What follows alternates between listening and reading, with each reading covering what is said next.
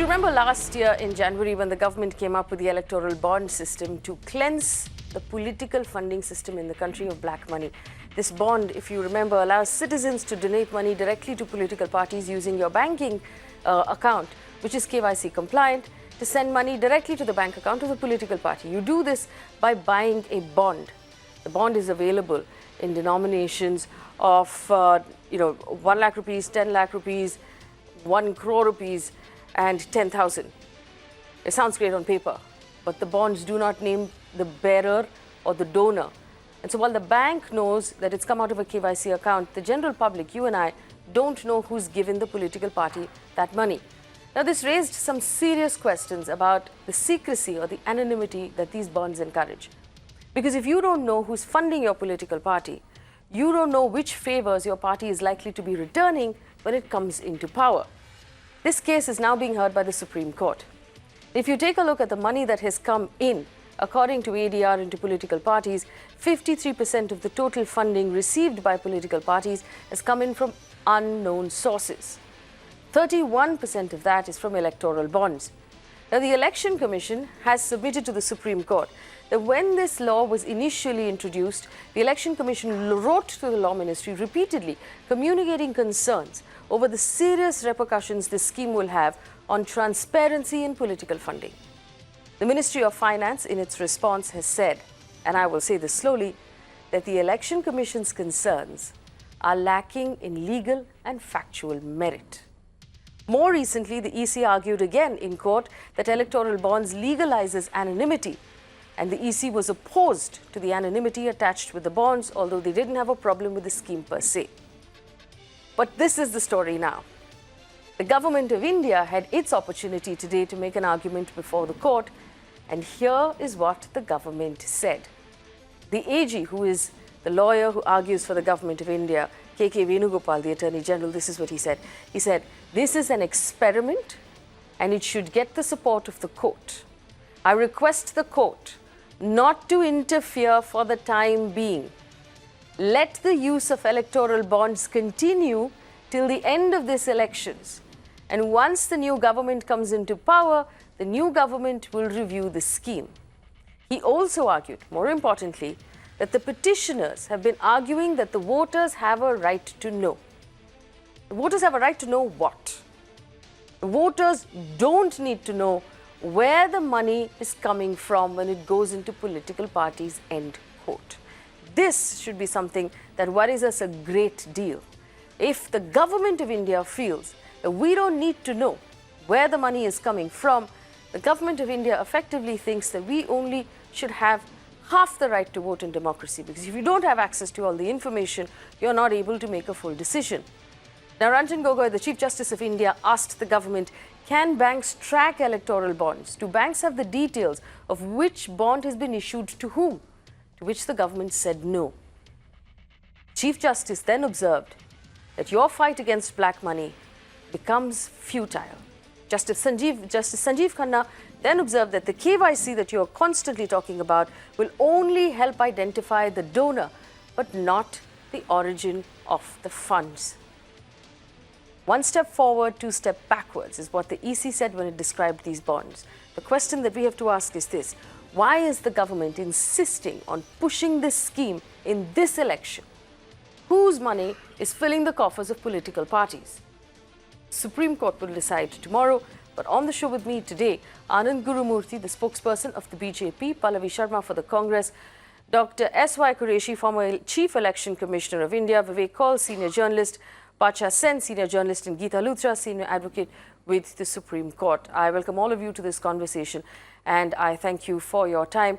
My first question will be to Dr. Qureshi. Dr. Qureshi, thank you for giving us your time. I want your opinion on electoral bonds and, more importantly, on the argument the government has placed before the court that voters don't need to know where the money is coming from.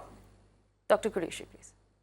Yeah, first, when the electoral bonds were introduced through the budget, in his budget speech, the finance minister started very beautifully when he said without transparency of political funding, free and fair elections are not possible. His second statement was that for the last 70 years, we have been trying to achieve the transparency and have failed. So we expected the third sentence to bring in transparency, and what has come in instead is the electoral bonds. Before the electoral bond, every donation of over 20,000 was reported to the Election Commission. Now, a bond of 20 crores or 200 crores, we will not know the source. And the reason given was the donor wants secrecy, but the public wants transparency. And secondly, why does the donor want secrecy? Because he wants to hide the quid pro quo, what licenses, contract, and the bank loans with which they run away. So that the people don't get to know. So therefore, and to say to take this stand in the Supreme Court that voter need not know what the source is. Voter want to know the source very much.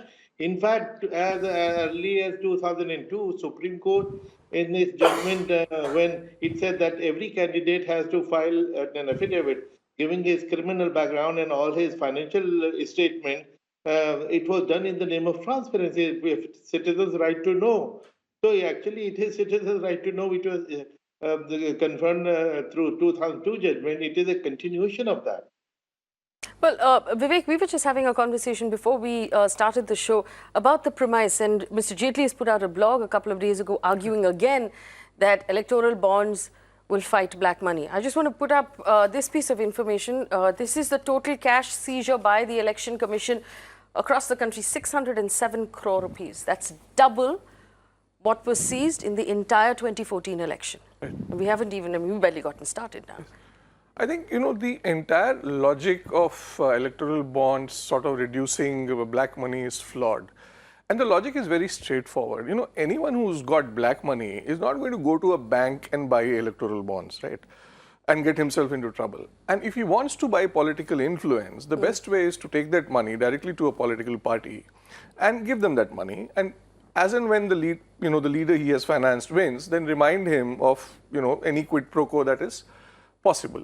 Now, if you look at the data put out by the Association for Democratic Reforms, they say that in 2017-18, around 220 crore worth of electoral bonds were bought, of which 5 crore were donated to the Congress and 215 crore to the BJP.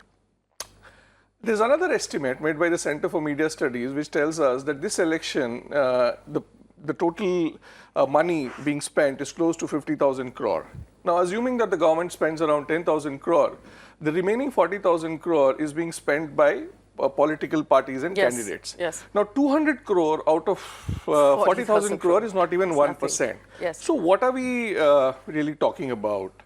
The other interesting point is, this is something that the Attorney General, he's been talking about anonymity. Okay. Now, the question is, anonymity, whose anonymity? Now, when anyone buys an electoral bond, at that very moment, the bank and the government know who's the guy buying it, right? Now, which is why, if you look at it, 215 crore has gone to the ruling party and just 5 crore to the Congress party, because there is a great fear of being identified, right? So, if you think about this logically, I think electoral bonds go against the entire idea of anonymity and, the idea of repercussions that people might face. If we also consider the caps on companies that could donate to political parties and foreign companies have been removed completely by this government, which means that if I did have black money to give to a political party, it would be fairly easy right now to set up a shell company and move that money via electoral bonds if I needed to. There are all kinds of loopholes now. I mean, there were loopholes always. It's just that now you have better loopholes. So the loopholes are better. Yeah. The loopholes are better. Geeta Luthra, do you believe democratically as a citizen, if I'm going in to vote, I'm entitled to the information? Or do you agree with the AG that voters don't really need to know?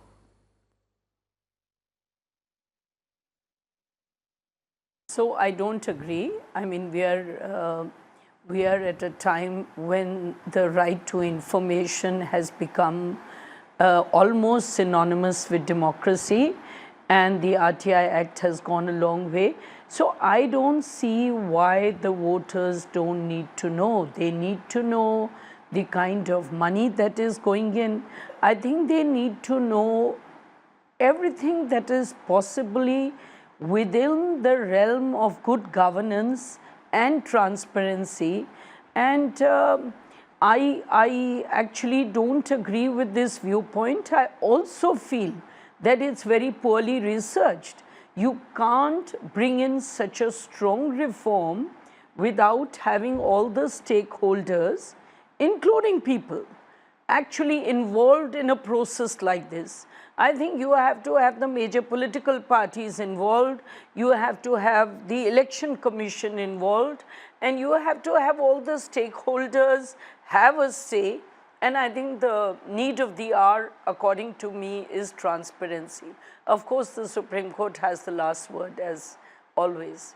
Well, the Supreme Court does have the last word. I also want to bring in Badshah Sen. Mr. Sen, again, your point of view on electoral bonds, and we've talked about this a fair amount, about whether or not it's citizen-friendly and whether it encourages crony capitalism, which means rich people who will give political parties money in order to get favors in return when and after they win.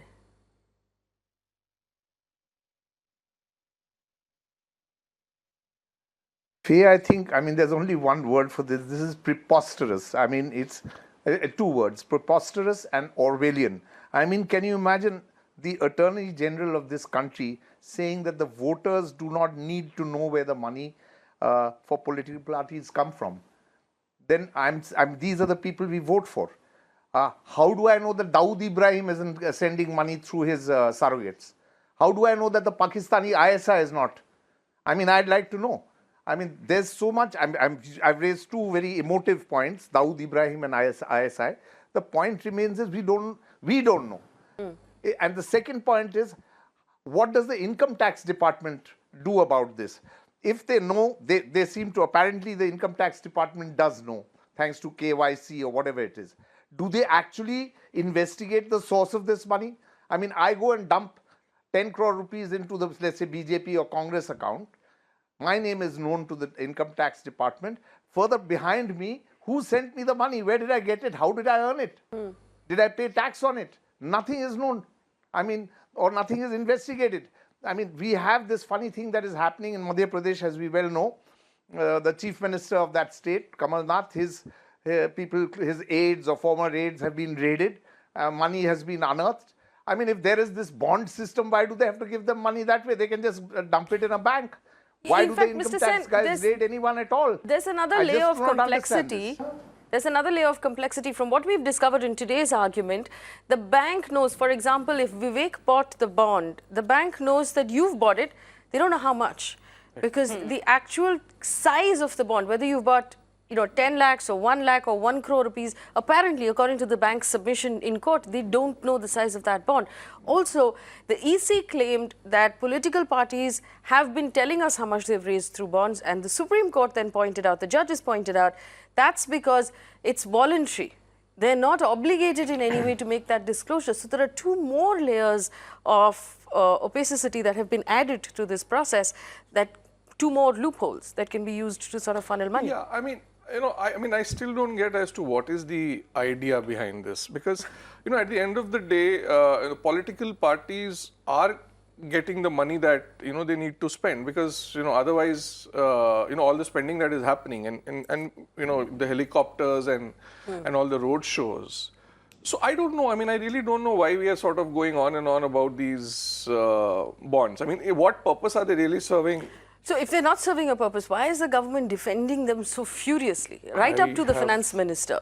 Tooth and nail, really. Yeah, but then that is something that, if you look at the behavior of this government, they tend to sort of defend their bigger mistakes tooth and nail. So that comes from that, very clearly. So. Right. Let's give Anand Gurumurthy of the BJP and the two politicians, Pallavi Sharma is with us as well, an opportunity to argue this out. Anand Gurumurthy, please tell me, why is the government insisting on electoral bonds until the end of this election? This is what the AG argued today. Allow us till the end of elections, the next government will come and sort it out. What sort of an argument is that? What sort of an argument is the voters don't need the information?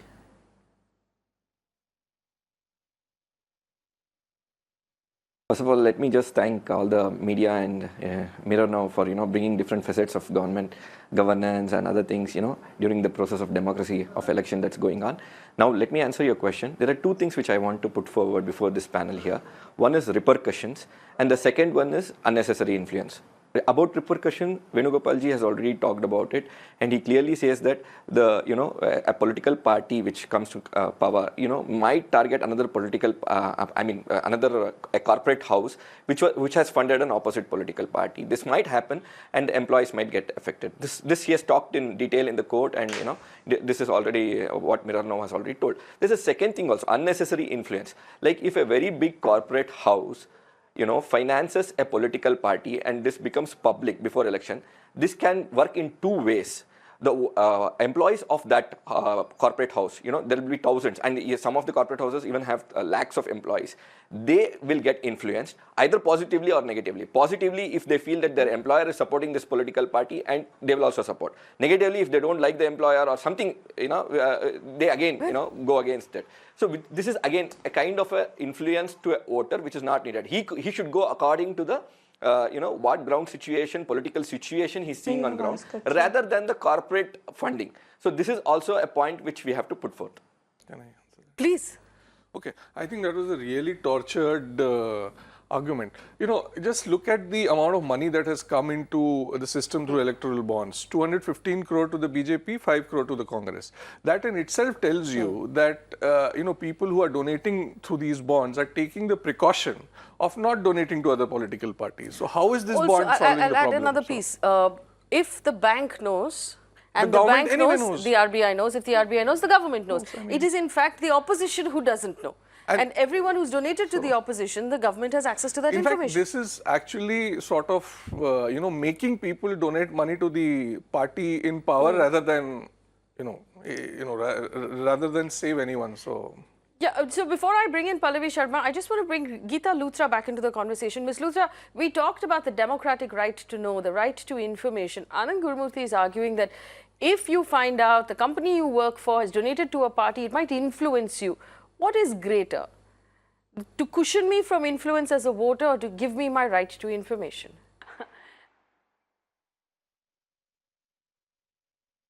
See, if I as an employer have a particular political dispensation, very likely my employees will know about it.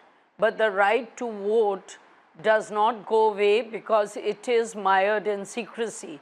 So I don't think that this is the concern of anyone who is a stakeholder, that if my employees get to know that I am voting for one particular party, they will vote for or against it. And as far as crony capitalism is concerned, it's there. The question is, we are trying to look at reform. Now, what is this reformative? That's the issue. Are we actually making a reform, or is it retrograde? And I feel it needs to be debated. I don't think that this argument made by Arvindji actually can stand at all. So I don't agree with this argument. I think we have to look at better arguments, and we have to actually debate it before you bring in a reform which has far-reaching consequences or may work negatively. Absolutely, that's really well said. I also have to bring in Pallavi Sharma of the Congress. Pallavi Sharma, the Congress, for all the protests you're putting out, did not go against this bill when it was, or this amendment when it was introduced in Parliament. At the end of the day, what's good for the goose is good for the gander. Everybody quietly let it pass. What is the Congress's stand today? Faye, first and foremost, I'll answer your question. But just to bring a few points before your viewers, how these electoral bonds are a mitigated disaster and actually a fatal blow to the transparency, and will actually allow black money to seep into the system again. Just 3 or 4 quick points. Point number 1. Earlier, before these electoral bonds were introduced, the upper limit that was put by the UPA government when it was in power was 20,000 rupees. Above that, 20,000 rupees and above, you had to disclose your name, and the source had to be disclosed of who's donating that large sum of money. Now, if somebody donates even 2 crores or 200 crores, nobody is going to know. There's going to be anonymity.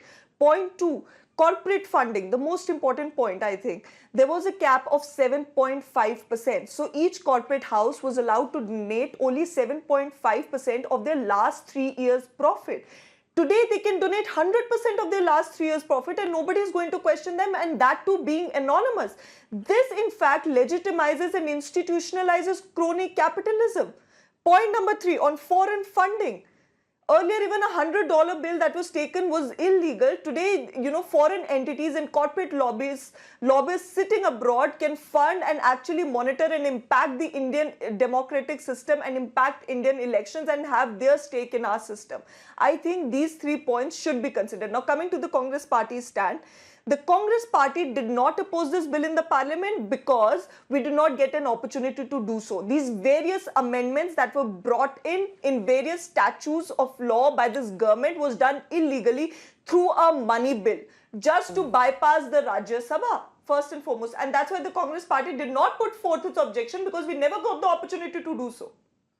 All right, I just want to respond to something that Geeta Luthra said. Is this reformatory or is this backwards? This is what the Election Commission has submitted to the Supreme Court just yesterday.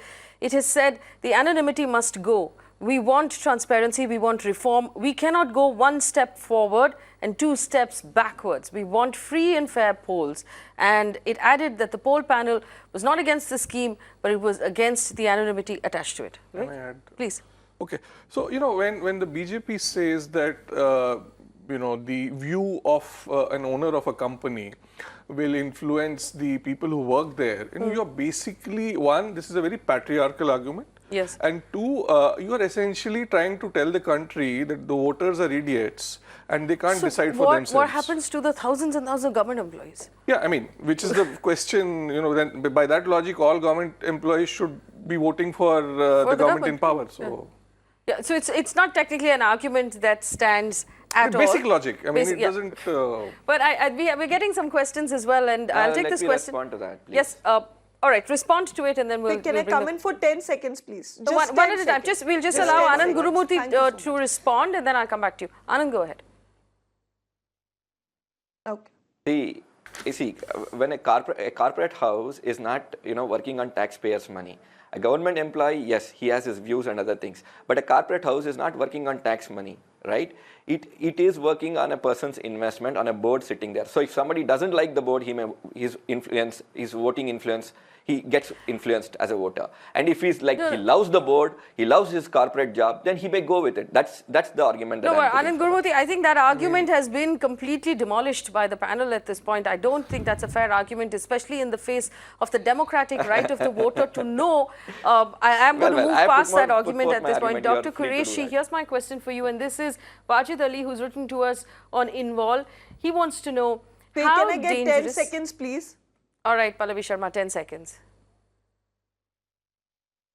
Yeah, just 10 seconds. On just one argument that the Attorney General repeatedly makes in the court, and the BJP panelist was making here, that only to protect the voters, because a certain fear has developed in the voters that, if they give electoral bonds in favor of the government which is in power, and if the opposition wins tomorrow, it might dilute their interest. Just to say this, the voters of this country, the citizens of this country have been donating and giving electoral bonds for the last 70 years. This fear never arose back then. Today, what is this fear for the last 5 years that the voters are facing, that, they want this certain anonymity to be maintained and they don't want to disclose their names? I think that is what the government should answer, that in the last 5 years of their governance, what fear has been created in the voters? I just want to make one second. I can't have the politicians monopolize the time on this channel. I also want to put forward one more piece of information to our viewers. The electoral bonds are available in denominations of 10,000, 1 lakh, 10 lakh and 1 crore. Not one bond of 10,000 or 1 lakh has been sold. Not even one. 10 lakhs and 1 crore are the only bonds that have been sold. Let me tell you, there is no common citizen in this country who has 1 crore rupees lying around to donate to a political party. At all. That is not the definition of an Aam Aadmi. Even if he has, even someone has 1 crore lying around, I mean, they would rather approach the party directly. So yes, because they want the credit for that. So, but let me just ask this question, for Dr. Qureshi. Dr. Qureshi, Wajid Ali wants to know how dangerous potentially can unchecked foreign funding be for India?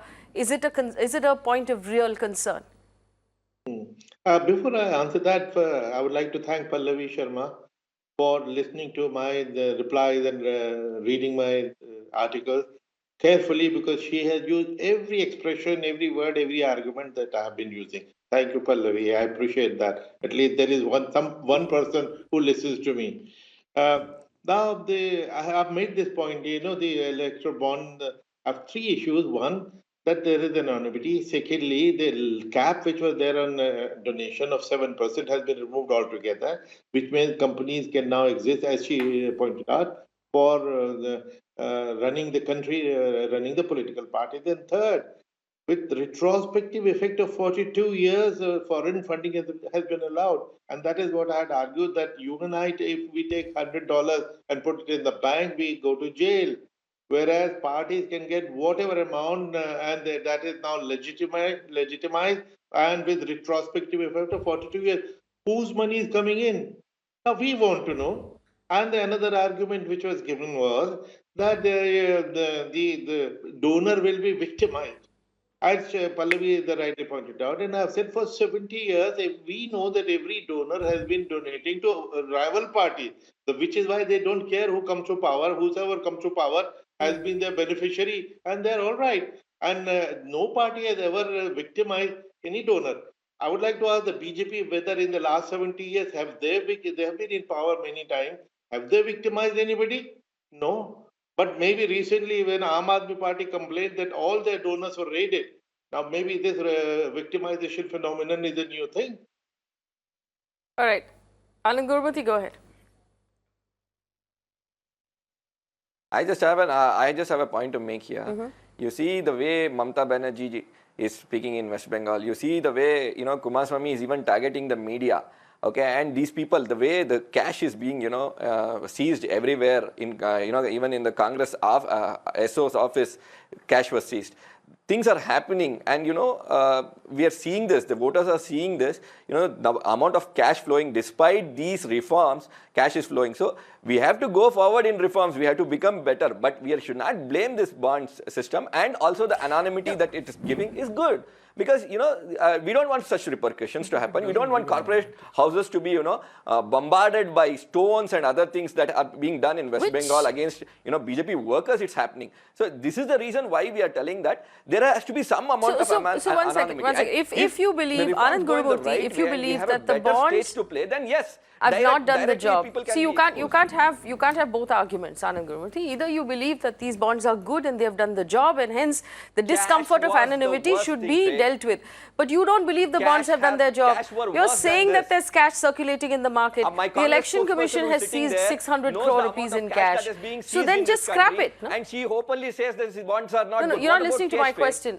Anandji, calm down. What about cash, Faye? Cash is exactly something what about which cash? is being collected from Congress officers. So listen to my question. Trying to come near to transparency, and you're not questioning them. You should question them on that. No, 1 second. Listen to my question. Can you hear me? All right. This is my question. You're arguing, and you're quite right in arguing that there's 600 crore rupees of cash has been seized by the Election Commission across the country. Of that, we know 8 crore rupees at least came from a BJP vehicle. Okay, so it's happening across the board. Now, here's my question. If the electoral bonds have not worked, then just scrap them. Why is the government fighting tooth and nail to deny us our right to information for a scheme that you accept has not worked? Then just scrap it. See, this all started when Pranab Ji was the finance minister, and they brought in a rule that there can be an organization in the middle, and it can donate to political parties. Something has been reformed in the later years in the NDA time, and now it is working as electoral bonds. This is providing a little bit of anonymity, which is good. That is our argument. Here it is not about something working, something not working, and scrap it during the electoral process going on. How can we just scrap something? It will not matter to any of the voters. I promise you, if you scrap it during the electoral process, because none of the voters are using it. What you're doing effectively is denying us our right to know. Anand Gurumurthy, who's putting money in your electoral bonds that you don't want to tell us? Where is your money coming from? Tell me, where is your money coming from? Has told this, even our finance minister Arun Jaitley has told this very clearly. Faye. What has he said? Suggest, okay, all these NGOs and all the media people who are telling you to scrap it and all the panelists who are telling you to scrap it, please suggest us something better, something where there is more transparency. Come on, suggest us something like that and provide anonymity so that okay, not all right. targeted by No, see, forces I'll tell you what, like this Mamata is really Banerjee, funny. And I know you have suggestions, but here's the thing. You bring in a faulty rule, you defend it tooth and nail in Supreme Court, and then you say, why didn't you give us suggestions? You didn't ask for suggestions. You steamrolled this thing through Parliament without waiting for anybody and asking anyone. Vivek. So, as far as suggestions are concerned. No. We have always asked for suggestions. No, wait, listen to the answer. Let's be very You open said on it. suggestions. This was in the now Parliament. listen to the They answer. were doing walkouts, they were shouting at our leaders. That's all they did, Congress. And now today they come to newsroom studios and say we are wrong. Okay. No, I'm saying you're wrong. This is not the Congress. Vivek Kaul is saying you're wrong. The former Chief Election Commissioner is saying you're wrong. We have an advocate of the Supreme Court who's saying you're wrong. So open your mind and listen to everybody. Vivek. Okay, so I'd just like to read out something that Mr. Narendra Modi said in the November 2016 edition of the Mann Ki Baat program. He said, it's true that a 100% cashless society is not possible, but why should India not make a beginning in creating a less cash society? Yes. Okay. Now, I have a suggestion to the BJP. Why don't they sort of take the lead on this front and say that we will only, as a party, take digital donations and take donations by check only.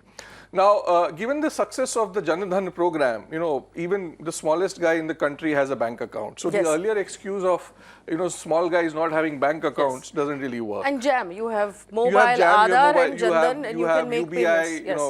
not UBI, sorry. you BMAP. have- The So- BMAP, the BMAP, UPI. sorry, Yeah. the UPI, sorry. And So, Paytm, which the government actually pushed quite a lot during demonetization So, themselves. if here is a suggestion, why don't you guys sort of take the lead on this and, and essentially help in actually bringing down black money in the political funding system. So, Pacha Sen, do you think that's possible? And it's a great suggestion. The BJP should simply say we will only accept online transfers. Thank you very much. No, We have one second, already done it. Please download Namo app. You can donate to BJP. No. One second. You haven't heard the whole thing. No. What I'm trying to say here is different. Yes, one can donate through the Namo app, but then, what I'm trying to say here is that the BJP sort of takes a public vow that they will not accept anything other than digital and check donations, which is different from what you're trying to, Which is different from saying we will also take donations, digital donations. Badsha said, do you think that's a good suggestion? Is it possible? We are proceeding in that direction, and we would love the day that happens in the entire country. We would love the day also, but okay, Badsha Sen, go ahead. Badsha Sen, go ahead. I'm saying it doesn't, yeah, sure. I'm saying it doesn't matter whether they pay in cash, in kind, in check, through UPI, through this, that, the other. There should be an account book placed which is audited by authorized auditors, and the political parties should submit whatever money they have earned through these donations, like any other company or any individual. For God's sake, every little penny that I earn, I have to pay GST, this, that, the other. This political party is getting stuff through all, UPI. They're talking about digital cash, XYZ. I don't care. The point is the political party has to have an account book which says that this is the money I received and this is how I spent it. Now, this whole process is gone. The anonymity of the donor is only one part of it. We really don't know what the political parties are doing with this vast amount of money. Let's ask one question. Do the political party workers who work on the ground, whether in the BJP or the Congress or any other party, do they know how much money that the party is receiving, how much of it their leaders are salting away in some safe haven outside, how much is actually being spent on the ground for election? Nothing is known. There's no accountability, and these guys come and sit down and tell us we should be accountable. We should go around telling, disclosing how we earn our money. But what do these leaders do? I'm now asking, the workers should ask the leaders, what do they do with the money? Where does the money come from? What do they do with the money? Let me, in fact, give you I'm some talking more about the ordinary party worker. Some more numbers. Total seizures of value so far, 2,426 crore rupees, of which liquor worth nearly 200 crore rupees, drugs and narcotics worth 1,091 crore rupees, precious metals, gold, silver, 486 crore rupees, and other items like freebies, 42 crore rupees from across the country. 1,000 crore rupees worth of drugs and narcotics have been seized by the Election Commission. This is what we're talking about today. Dr. Qureshi, do you believe, are you buying any of the arguments at all that Anand Gurumurthy is offering right now, saying why don't all these people who criticize the government offer suggestions? You yourself have offered repeated suggestions and feedback. There are plenty of experts. The government has never paid heed to criticism or feedback. Dr. I Qureshi. don't agree with him. I don't agree with him except on one point. That I heard the finance minister's reply to debate in Rajya Sabha where he invited suggestions. He said by the time a scheme is implemented, it will be a year. Please send us suggestions. I don't know who all sent suggestions or not. But as you rightly said, I've been saying it on television. I've been writing about it regularly. I don't know whether this is considered a suggestion as formally given to him. So the kind of feedback, the fact that the Election Commission reacted very promptly, that is a suggestion. So the suggestions have been coming, except as you said that they have not been paid heed to. And even now I'm giving you a suggestion. It's very simple. This brilliant scheme, let it continue. All I want is one line amendment that tell me the names of the donors and I'm done. Fine. Just tell me the simple as that. donors. The rest of the scheme is fine. Yeah, just tell us them. And you know, I want to also point out globally, there is a precedent where super PACs, for example, in the States, which are large corporates who donate to political parties, are declared because everybody knows where the money is coming from, everybody knows which side you support, and it's necessary for the voter to know. Yeah, I mean, it's a very important part of a very healthy democracy. I mean, without that, it's not possible. So. Pallavi Sharma, here's my question to you and the Congress party. Are you willing to set an example and give out the names of your donors in the interest of transparency? To respond to that, Faye, before the electoral bonds were used, that was the procedure that was being followed. Now, just one quick point I'd like to make. First and foremost, Dr. Qureshi is a man of great intellectual stature. He deserves to be read and heard by the people and youth of this country. I happen to be one of them, so he can take all the credit for my arguments today. Now, coming to the point, you see the insistence by the AG in the court that allow the electoral bonds only to stand for this election only happens to be because they want to choke the funding that the opposition parties are getting. And a substantive evidence of that is the RTI that was filed by an NGO called ADR, which all the panelists have here been quoting, that out of the 220 crores that were obtained, 210 crores went only to BJP and 5 crores went to the Congress party and the other opposition parties. So you see, this is only so that, there can be no fair play. There cannot be a level playing field in these elections, and these elections go one way because all of that funding is going only to the government, only to the BJP. No corporate party is going to take the risk of, funding the opposition because only the government knows who actually is sending, who actually is giving out those electoral bonds. The opposition doesn't know. But, for the opposition, hang they're on, anonymous. but hang on, the Pallavi anonymity Sharma. continues to be remained. It's only the government that knows. So nobody's going, no corporate entity is going to take the risk. So of even the actually 5 crore funding the rupees that has opposition. come to the Congress party, is the Congress party willing to disclose the names of its donors? No, they won't know now. They know the names of the... No, 1 second. How would, Faye, how would we know that? That's exactly what electoral bonds are. The opposition doesn't know who has donated it. It's only the government. Ask the government to disclose who has donated to the Congress party. We are fair with it. Let them disclose it, but let them also disclose who has donated 210 crores to the BJP. All right, we have a couple of people on the phone line. Shiv Shankar on the phone line from Bangalore. Shiva, good evening. Go ahead. Good evening. Good evening. Yeah, as a shareholder of a company, Yes. without my permission, my company cannot donate this thing to any party. And as a shareholder of one company, another competitive company, which will donate the ruling government and take the favor and kills my company. Thereby, I will incur the loss. My share will go down. I'll incur the loss. That's actually a very, very fair point. First of all, it's not necessary for corporates right now to declare who they've donated their money to. So what happens to the shareholders and their right to the information, and what happens to competition who might be getting undercut with favors? So, matlab, this is again, it's wrong at so many more levels that we haven't even thought about. Yes. So. BK Shriman on the phone line as well from Hoshiarpur. Go ahead. Hello. Yes, good evening. Go ahead. We can hear you. Hello, Madam Faye. Yes. My Bhagwant Kishore here. Political funding is totally a deception to the people, and it is a corruption done by the political parties.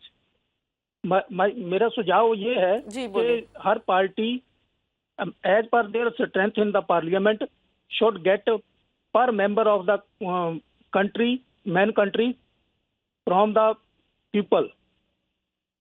तो आपका कहना है कि हर संसद सदस्य को donation मिलनी चाहिए और इक्वल डोनेशन मिलनी चाहिए, इक्वल डोनेशन मिलनी चाहिए, और ये मैटर पार्लियामेंट में फर्स्ट डिस्कस होना चाहिए before making political electoral bonds.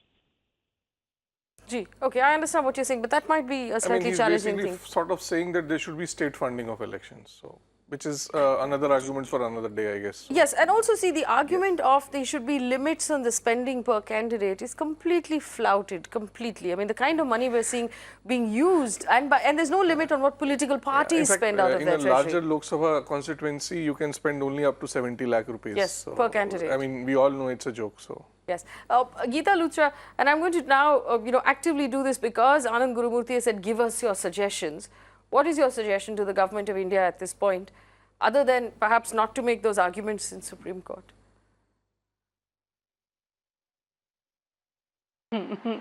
So, one of the, we have to look at electoral reforms in India.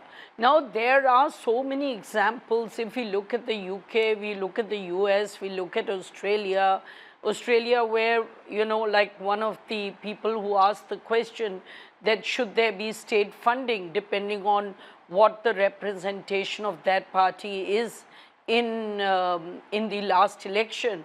Now, there are many, many suggestions, but any reform has to be thought out, has to be discussed, has to have a very participative process. That's one issue. The second issue is you can't remove a cap. There has to be a cap for each person who is contributing or who is donating. Now, that cap going away is actually retrograde. The other part is the last issue which Pallavi also raised is anonymity. Now, anonymity does not seem to be there, at least for those who have control over the RBI or the SBI, who would be in a position to know what is the unique number given to that electoral bond. So, you're really saying this is anonymity for some. Now, all these propositions need to be ironed out before you bring in electoral reforms of the nature that has been brought, and it's clearly not doing its business if the funding is 220 out of 40,000 crores or some such figure, then clearly we are not achieving any objective. So there is no correlation with what is being sought to be done with what is being achieved. Absolutely. We have right now Professor Jagdeep Chokar on the phone line. He's with the ADR, which is the association that puts out a lot of that, the NGO that puts out a lot of that information, but is also filing that petition in court right now. Professor Chokar, go ahead. You had something to add to the conversation? Yes, I want to add that this argument which is repeatedly being given, that there will be victimization. Yes. There is a RTI response given by the Election Commission of India on August 8, 2018, which says that in the last 4 years, no complaint has been received at all from anybody about victimization. So this bogy of victimization is something which needs to be laid to rest without any further discussion. Professor Chokar, do you also want to respond to the argument put forth by Anand Gurumurthy in the beginning of the show, who said that if an employee finds out which way their, the corporate they work for is donating, it might influence them, and that's something we must guard against? I mean, employees already know who's doing what. Nobody is influenced by this kind of information. And then if an employee gets to know, then where is the anonymity? You see, the fundamental issue is that is anonymity and transparency, are they synonymous or do they mean different things? Here we are being told that identity of the donor will be anonymous and there will be transparency. I mean, this is the ultimate dichotomy, that transparency and accountability are identical. Well, there's one question that's coming on Involve again, and this one I think is interesting.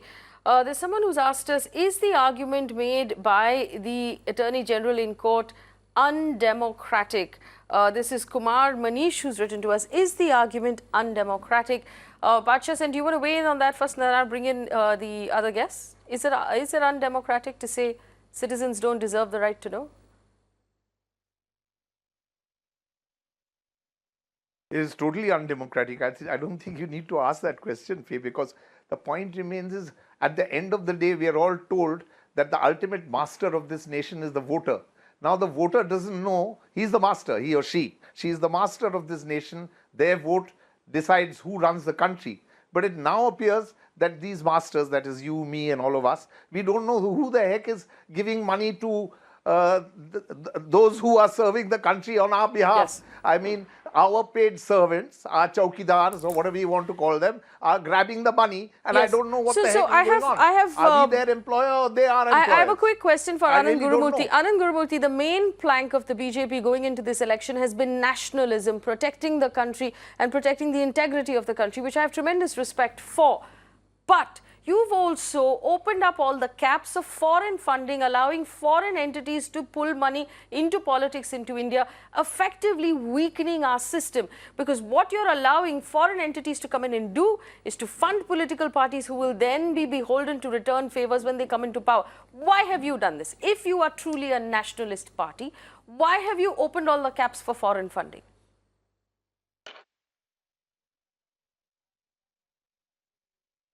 The funding comes from all directions, and it has not been like, really. You are just making a statement that foreign companies are funding because there are electron bonds are there, they can come in and purchase in India. But that's not the fact. See the cash funding that was happening in the previous years. Cash don't change the subject. Anand Gurumurthy, the government of India changed the laws of foreign funding. You changed the definition of what a foreign company is in the law to allow foreign companies to invest or to fund political parties. Why did you do it? Is my point. Why did you do it? Yes, please give me 10 seconds.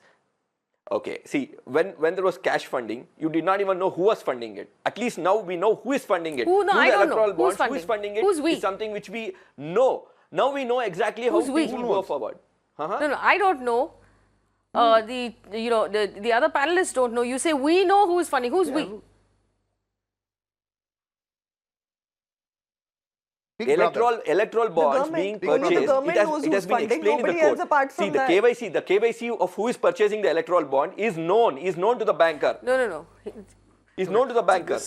The banker knows it. No, you're changing the subject. Anand Gurumurthy, I will ask you again because I've run out of time. Why did this government remove the caps of foreign funding if you are truly a nationalist party? There was a lot of cash piling up with foreign some political parties like Congress. Foreign funding. So focus on the question. Foreign funding. Why did you remove the caps of foreign funding? You mean to say it is nationalist to have you mean to say it is nationalist to have piles of cash? And and wrong to have electoral bonds. It is wrong to allow foreign entities to anonymously donate to Indian political parties. It is wrong to allow foreign entities to anonymously donate to Indian political parties, which is effectively what you have done. Why have you done it? I need to go. Faye, I need to go. Can I come in now? Okay, very quickly, Dr. Qureshi. No. Last You're point to trying Dr. argue, Qureshi. argue Anand's not in a answering my direction question. which is, you know, which is being told No, Dr. in a, Qureshi, please. in Dr. a narrative which no. The narrative that you're taking is. Dr. Qureshi, go ahead. Yeah, you know, the one shareholder who questioned, I think it was a very pertinent question he asked. Yes. You know, shareholders' right is supreme and they should know. And Mr. Kaul said that nobody thought about it. Actually, that's not true. Government thought about it. And very coolly, quietly, they removed a section which talked of shareholder knowing what was donated. And I think it is section 183 or something of Companies Act. Mr. Gurumurthy probably will know. Therefore, the Yes. fact is it was deliberately done. Second, Okay. the argument that whether it is undemocratic argument to say that the shareholder, the voter has no right to know. I am sorry to use a strong word. It is absolutely nonsensical and objectionable statement to make, and absolutely not acceptable. All It right, is offensive. Yes, it is offensive, Dr. Qureshi. Thank you for joining us. We've run out of time. A quick, recap to you. There was also a change in the law that was made. Two changes. There was a cap on which foreign entities and how foreign entities had to be defined in order to fund a political party. Those caps were removed, allowing effectively money to flow in from foreign entities into Indian political parties. This weakens our system because you could have a foreign entity, we don't even know who, anonymously putting money in a political party who will then win an election and be obligated to return favors to that foreign entity. It's so much worse than having just Indian companies do this already, which is already happening. Earlier, there was a law that said a company could not donate any more than 7.5% of its annual profit. And it needed to have been in existence for at least 3 years to donate to a political party. What this meant is that you have to be a genuine business that makes a profit, and you have to have been a genuine business for at least 3 years. Both of those caps were removed as well, allowing shell companies who needn't even be making a profit or actually running a real business to donate money into political parties. These are all very, very worrying things. These are things we should question. Thanks for watching.